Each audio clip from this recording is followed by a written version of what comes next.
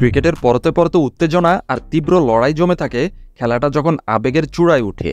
মুহূর্তের উত্তেজনায় কেউ কেউ ব্যাট আছাড় মারে মাটিতে, কেউ ভুল শট খেলে নিজেই নিজেকে গালমন্দ করে বসে, আবার কেউ কেউ আউটের আবেদন করেও যখন আম্পায়ার কর্তৃক প্রত্যাখ্যাত হয় তখন সজোরে স্ট্যাম্পের গায়ে লাথি মেরে বসে। এমন দুঃসাহস অবশ্য খুব কম ক্রিকেটারেরই থাকে, তাই তো ক্রিকেট ইতিহাসে এমন ঘটনা খুবই বিরল। এমনই এক বিরল ঘটনা বাংলাদেশের ক্রিকেট ইতিহাসে অমরত্ব পেয়ে গেছে, কারণ যিনি আম্পায়ার প্রান্তে স্ট্যাম্পে লাথি মেরেছিলেন তিনি এখন পর্যন্ত এই দেশের ক্রিকেট ইতিহাসের, এমনকি হয়তো কিয়ামত পর্যন্ত সেরা তারকা হয়েই থাকবেন। তিনি সাকিব আল হাসান।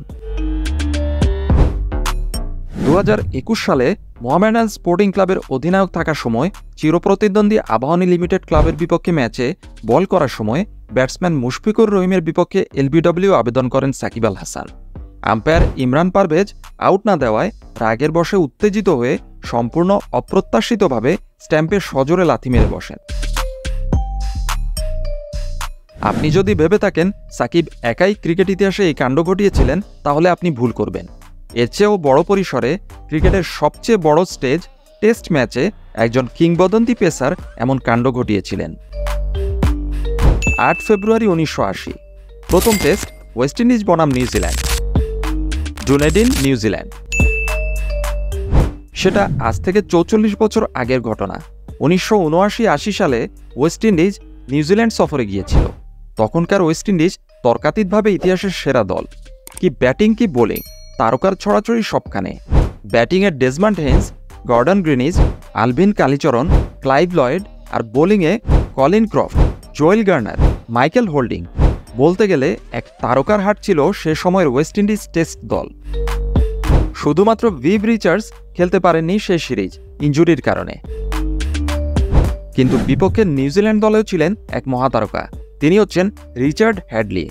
মাত্র 34 রানে 5 উইকেট নিয়ে 140 রানেই ওয়েস্ট ইন্ডিজের প্রথম ইনিংস শেষ করে দেন। শুধু তাই নয়, ব্যাটিংয়ে 8 নম্বরে নেমে 9-4 করেন 51 রান। 103 রানের লিড নিয়ে 249 রানে শেষ হয় নিউজিল্যান্ডের প্রথম ইনিংস। দ্বিতীয় ইনিংসে আবারও রিচার্ড হ্যাডলি ম্যাজিক। এবারে 68 রানে 6 উইকেট নিয়ে 212 রানে বেঁধে ফেলেন ওয়েস্ট ইন্ডিজকে। নিউজিল্যান্ডের সামনে টার্গেট দাঁড়ায় মাত্র 104 রান। সেই লজ্জা এত সহজে সহ্য করতে পারেনি তখনকার বিশ্বখ্যাত ওয়েস্ট ইন্ডিজের বোলিং লাইন আপ। রক্ত মাথায় উঠে যায় ওয়েস্ট ইন্ডিজের পেসারদের, যেন নিউজিল্যান্ডের ব্যাটসম্যানদের হাত পা ভেঙেই হাসপাতালে পাঠিয়ে দেবে। তৃতীয় ইনিংসেই ঘটে সেই অপ্রত্যাশিত ঘটনা। মাত্র 104 রানের লক্ষ্য তাড়া করতে নেমে জোয়েল গার্নার, কলিন ক্রফট আর মাইকেল হোল্ডিংয়ের রাক্ষসে বোলিংয়ের সামনে তখন দিশেহারা নিউজিল্যান্ড। 2 ওপেনারকে আউট করে রুদ্রমূর্তি ধারণ করেছেন মাইকেল হোল্ডিং। জন পার্কারকে বল করছিলেন মাইকেল হোল্ডিং। টিভি ক্যামেরায় মনে হচ্ছিল বল গ্লাভস ছুঁয়ে উইকেটকিপার ডেরেক মারের হাতে পৌঁছে যায়। পুরো ওয়েস্ট ইন্ডিজ দল মিলে আউটের আবেদন করে বসে, কিন্তু আম্পায়ার জন হ্যাস্টি নিশ্চুপ দাঁড়িয়ে থাকেন। বোলার মাইকেল হোল্ডিং এতটাই নিশ্চিত ছিলেন যে হতাশায় সহ্য করতে না পেরে দৌড়ে এসে স্ট্রাইকিং ব্যাটসম্যানের প্রান্তের উইকেটে সজোরে লাথি মেরে বসেন। 2টি স্ট্যাম্প উড়ে চলে যায় আর একটি স্ট্যাম্প দাঁড়িয়ে থাকে। কলিন ক্রফট পরে এটা নিয়ে বলেছিলেন, বল শুধু ব্যাটারের গ্লাভসেই লাগেনি, বলতে গেলে গ্লাভস ছিঁড়ে গিয়েছিল বলের গতির কারণে। আর উইকেটকিপার ডেরেক মারে প্রথম স্লিপের সামনে বল তালুবন্দি করেন, অর্থাৎ ব্যাটার নিশ্চিত আউট ছিলেন। পরে কলিন ক্রফট আরও বলেছিলেন, হোল্ডিংয়ের পায়ে এত জোর ছিল যে স্ট্যাম্প উড়ে চলে যায়, আর এ কারণে তার তখন ম্যানচেস্টার ইউনাইটেড দলে চান্স পাওয়া উচিত ছিল। ওয়েস্ট ইন্ডিজের বোলিং আগুনে নিউজিল্যান্ড 54 রানে 7 উইকেট হারিয়ে বসেছিল। আবারও রিচার্ড হ্যাডলি ত্রাতার ভূমিকায় অবতীর্ণ হন। লোয়ার অর্ডারে ব্যাটিং করতে নেমে 17 রান করে দলকে জয় এনে দেন। মাত্র 1 উইকেটে জিতেছিল নিউজিল্যান্ড। তাহলে এবার নিশ্চয়ই বুঝেছেন শুধুমাত্র একা সাকিব আল হাসান এই লাথি মারা কাণ্ড ঘটাননি।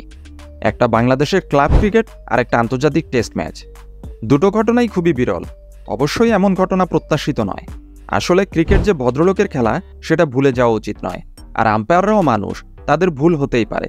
তাই পারফর্ম করে দলকে জিতিয়েই নায়ক হতে হয়। ব্যাটারকে বোল্ড করেই আসলে স্ট্যাম্প ভাঙতে হয়। আবেগ আর উত্তেজনায় লাথি মেরে স্ট্যাম্প ভাঙা প্রাপ্তবয়স্ক ক্রিকেটারকে মানায় না।